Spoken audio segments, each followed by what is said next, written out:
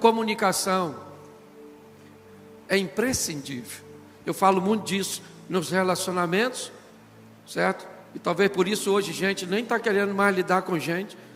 Hoje tem gente criando bicho e botando o nome de gente em bicho. Esse dia uma dona falou comigo que o Antônio, eu achei que uma pessoa era o cachorro. E quando ela me disse que o cachorro dela chamava Antônio, eu achei que talvez o marido fosse o Rex. Mas, na verdade, para quem está misturando tantas coisas, tá certo? Mas isso demonstra nada mais, nada menos. Sim, alguém chega a dizer o seguinte: olha como está difícil se comunicar. Pastor, o meu cachorro só falta falar. Será que não é exatamente porque ele não fala que ele é seu melhor amigo? Será que se ele falasse, o relacionamento não quebrava? Cuidado que você pode estar rindo de você, sim. Certo? A pessoa diz assim: pastor, meu cachorro parece... Gente, não parece. Gente não tem caldo, não tem... E o cachorro sabe que não parece gente. Quando você põe um cachorro na cama para dormir, eu imagino ele olhando, pensando: nossa, que bicho é esse? Ou seja, seu cachorro não parece gente. É você que está parecendo bicho. Então as coisas estão muito confusas. Eu adoro cão, tá bom? Tem 5 cães, fique claro. Mas bicho é bicho. Tudo tem nome de bicho, casa, dorme lá com os bichos, come ração de bicho, tudo. Então, se você quer, deixa eu te dar alguma coisa, já eu vou entrar no texto aqui, é que eu estou conversando com você para me calmar.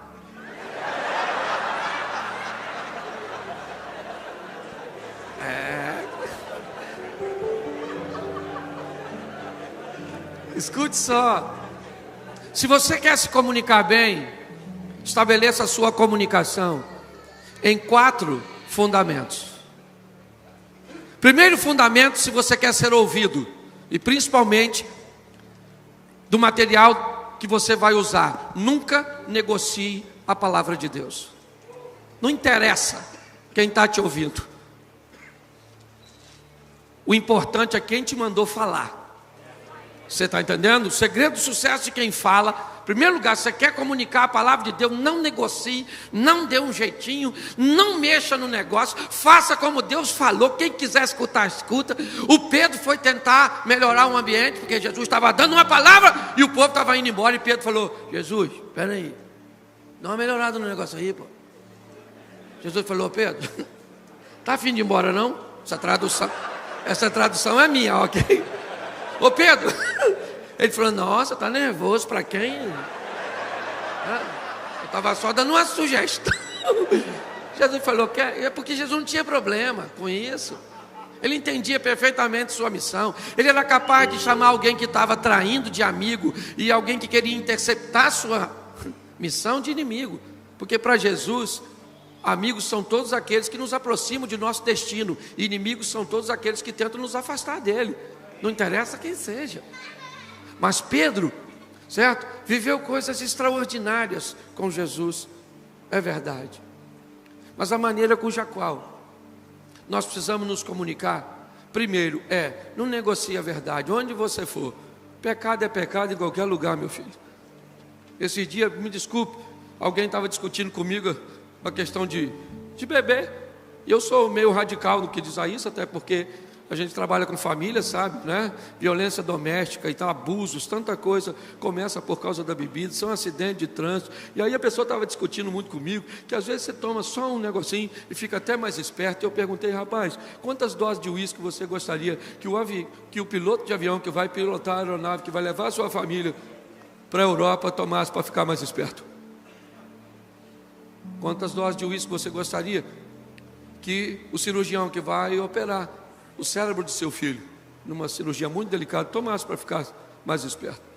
Porque me parece que todas as vezes que alguém se coloca diante de algo muito importante, uma das coisas que deve evitar é o álcool. Então, desde que seja bem dito, dá para você falar quase tudo. Vou abrir aqui, né?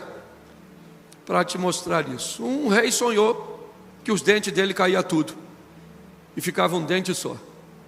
E ele escovava o dente com todo carinho e o dente caiu também. E de repente ele acordou apavorado, banguelo, certo? Botou a mão na boca, os dentinhos ainda estavam ali. Ficou louco, mandou chamar seus sábios e disse: eu tive um sonho terrível. Sonhei que meus dentes caíam tudo, ficava um dente só. E eu escovava o dente caía também. Eu preciso saber o significado, que eu não estou conseguindo dormir mais, eu estou ficando doido. Chamaram um sábio e ele contou a história. O sábio falou assim: majestade, isso é terrível. Ele falou: o que significa? Significa cada dente desse que está caindo é um parente seu, que vai morrer. E o último dente é o seu. O rei falou: prende esse miserável, porque falou coisas ruins a meu respeito. Prende esse infeliz, dando notícia ruim. Eu já não estou dormindo, escutando isso. Aí é que eu não durmo. E chama outro sábio. Alguém foi chamar um outro sábio. E o que foi chamar já deu a notícia. Rapaz, presta atenção no que tu fala, porque o anterior já foi preso, mano. Ele falou: deixa comigo. Chegou lá, o rei falou: sonhei que os dentes caíam tudo. E eu escovava o dente. E o sábio olhou e falou: mas isso é sensacional. O rei falou: ele falou: claro, uma notícia fantástica, majestade. Fique tranquilo, isso é sinônimo de longevidade. O que esse sonho diz é que o senhor vai viver mais que todos os seus familiares. Ele falou: dá presente para esse cara, que ele falou coisa boa a meu respeito. Na saída, o porteiro chamou o cara e disse: irmão, mas peraí, você falou a mesma coisa que o outro. O outro falou: os parentes morrem tudo primeiro, você morre por último. E você falou: ele vai viver mais que todos os outros. Ele disse: eu falei a mesma coisa, só que de um jeito diferente. Então não negocie com a verdade, você só tem que descobrir como é que vai falar. E se você é casado, sabe do que eu estou falando. É ou não é? Se você é casado, você sabe o que eu estou dizendo. Comunicação. Esses dias fui com a minha esposa para a igreja, no meu carro. Ela foi comigo, eu e ela, no mesmo carro. Eu moro 1 quilômetro de distância da igreja. No final do culto eu notei que ela saiu. Ela tinha me dito que estava com um pouquinho de dor de cabeça. E aí então, quando o culto terminou, eu estou saindo, alguém perguntou: pastor, cadê a pastora? Eu falei: eu acho que está lá no gabinete. E aí um obreiro meu me disse: Cláudio, ela foi embora. Quando falou que ela foi embora, eu levei um susto, porque ela tinha ido comigo. E há um protocolo entre pessoas que saem juntas. Se alguém vai embora, avisa: fui. E ela não avisou. Eu também não vou dar material para os inimigos, certo? Me comportei como se ela tivesse me avisado. Ela já foi. Glória a Deus, já deve ter ido preparar comida. Certo? E bem, tudo tranquilo. Juntei as minhas emoções, conversei com minha alma, como fez o salmista: fica quieta dentro de mim, ó minha alma, espere em Deus. Ok? E fui lá, né? Fui para casa. Cheguei em casa, estava ela deitada assistindo televisão. E aí eu disse para ela: querida, você avisou alguém para me avisar que você foi embora? E ela disse: não. Quando ela falou não, eu também não sou de ferro, eu sou gente. Saí de perto para recompor as minhas emoções, certo? E toda a vontade, entendeu? Deu vontade de ser meio como um esquartejador, resolver por parte. Mas aí fui, respirei fundo, tomei um banho, voltei. E aí ela me disse assim: meu amor, quer comer alguma coisa? Eu desço e faço. Quando ela fez isso, eu entendi que minha mulher não sabe usar a palavra perdão. Errei. E ela estava me pedindo perdão, dizendo: eu errei, querendo me agradar, porque tem gente que não consegue falar só falar se não vai. Eu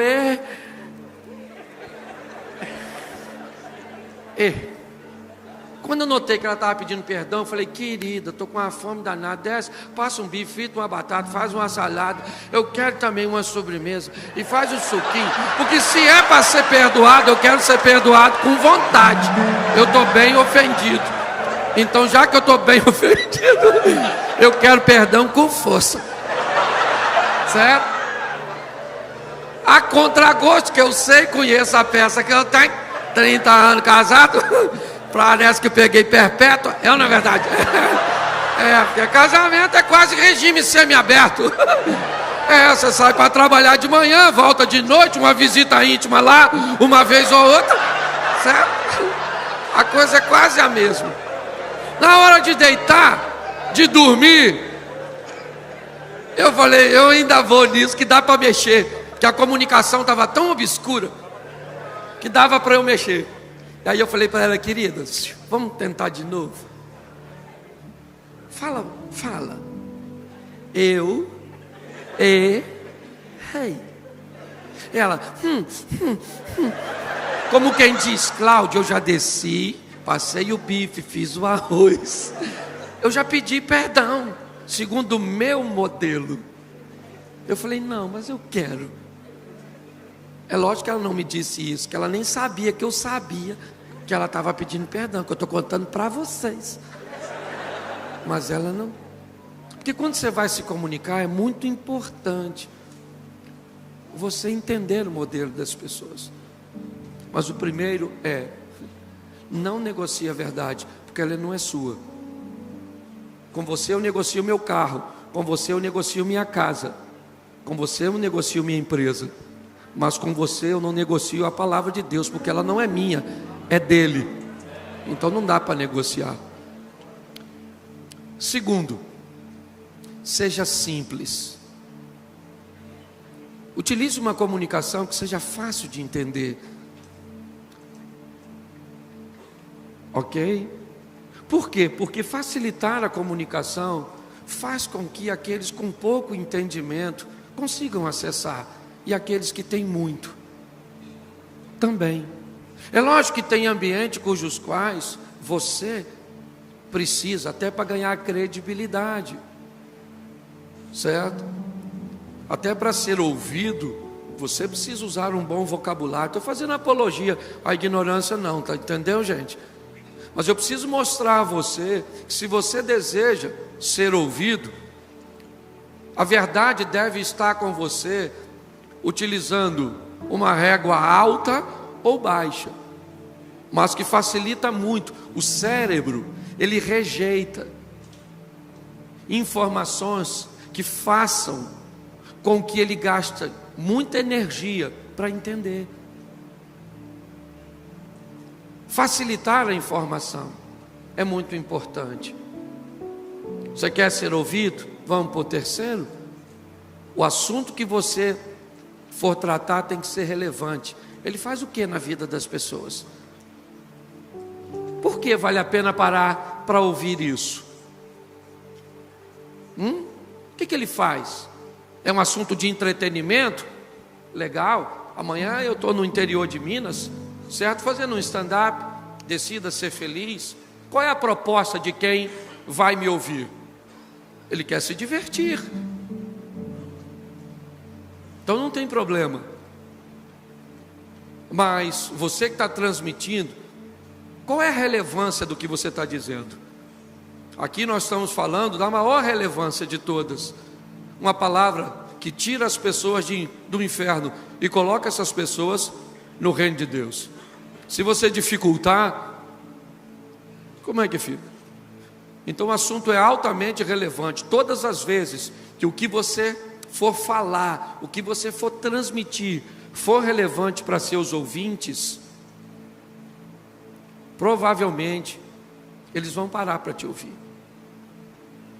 Uma das piores coisas, hoje já está um pouco mais estabilizado, que eu tive que enfrentar, é que as pessoas tinham muita facilidade de entender o que eu falava. E como o assunto era relacionamento, e o humor estava nele, e eu conseguia transformar o assunto relevante, simples, muito atraente, eu comecei a ganhar mais a atenção, muitas vezes, do que pessoas que tinham conteúdo extraordinário. E não por causa do conteúdo em si, porque a forma, preste atenção na mensagem, é isso que eu quero. O que eu quero que você entenda é que o que eu estou falando agora está exatamente fundamentando o que o Hernandes disse antes. Certo? A palavra e a verdade, ela é inegociável. Nós nunca vamos negociar com ela. Mas por que não torná-la simples e atraente? Relevante. E o terceiro, se você quer ser ouvido, faça com que as pessoas consigam reproduzir o que você está passando para elas. Se o que você for falar contiver a verdade do eterno, se o que você for falar tiver simplicidade, relevância, entra no TikTok, vai para as redes sociais e você vai ver quantas pessoas estão lá reproduzindo aquilo que eu estou falando. Porque se o que você fala, e essa instrução é bíblica, certo? É isso, não é para ficar conosco. Então nós temos que viabilizar, fazer com que isso chegue às pessoas. E como nós vamos fazer? Como líderes, mantendo a verdade, simplificando o entendimento, melhorando a relevância e criando um ambiente de reprodução, onde as pessoas podem sair de um culto, de uma reunião, de um ambiente como esse, e contar para os outros o que ouviram aqui. Pegar as informações aqui e transmitir para outras pessoas, entendendo que você vai fazer isso no ambiente cujo qual você foi chamado. Hoje eu vejo as pessoas sedentas, mas muito sedentas. Por onde nós passamos, todo mundo quer ouvir o Evangelho, mas ainda tem muita dificuldade das pessoas transmitirem. E aí eu quero entrar na palavra que Deus colocou no meu coração para você, pastor, líder. Eu vi na abertura o pastor Josué falando da preocupação do pastor andar solitário, ser alguém sozinho. Muitas vezes os problemas convergem para a nossa direção. O filho do irmão da igreja, ou de alguém que respeita seu ministério, está usando drogas, caminhou para a homossexualidade, ele está devendo alguém, está sendo ameaçado de morte. Ele teve um caso com uma irmã da igreja, a mulher dele não quer ter um relacionamento íntimo com ele. Você sabe para onde essas pessoas vão? Para o seu gabinete. É a você que elas vão buscar, ou em você que elas vão buscar uma direção, uma ajuda, uma oração, ou quem sabe, somente um desabafo. Mas a minha pergunta é: e quando isso acontece com você? Quando chega a sua hora, entendeu? De não ter mais um relacionamento íntimo, você desabafa com quem? Quando você contraiu uma dívida, quando você está com um problema dentro da sua casa, e você é um sacerdote, você é um líder, com quem você fala? Seja franco. É fácil as pessoas olharem, ou você olhar a nudez. Quantas vezes será que Noé não viu seu filho nu? Mas bastou uma vez que seu filho viu a nudez do pai, ele foi lá fora e contou para o outro. Isso nos expõe a um ambiente